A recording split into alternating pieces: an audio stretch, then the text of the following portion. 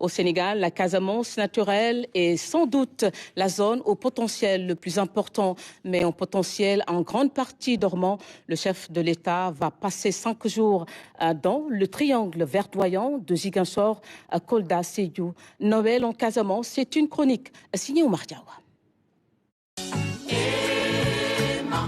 Le président passera le réveillon de Noël en Casamance, partie méridionale du Sénégal au fort potentiel économique, mais minée au propre comme au figuré par l'enclavement et les blessures à peine cicatrisées d'un naufrage et plus encore d'un conflit de près d'un demi-siècle pour lequel il n'y a en définitive que des perdants.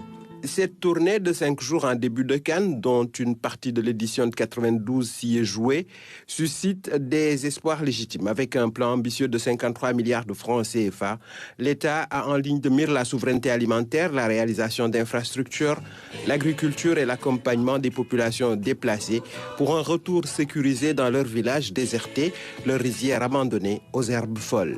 La Casamance, dont on chante la verdure, la dolce vita, et la beauté par endroits encore sauvage, est généreuse et féconde, mais elle a ses fragilités, ses vulnérabilités marginalisées aux yeux de certains de ses fils.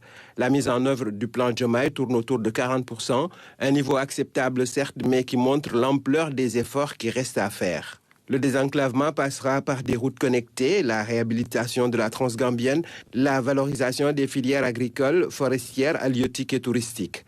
Il est généralement admis que Ziguinchor est le fief du Premier ministre. Il a demandé à la population dont il fut l'édile de la commune éponyme de réserver au chef de l'exécutif un accueil présidentiel. C'est dit comme pour signifier qu'il n'y a pas de friture sur la ligne. On verra si le message politique est reçu 5 sur 5. 5 jours durant, si le ciel est dégagé au-dessus de cette zone pluvieuse, orageuse.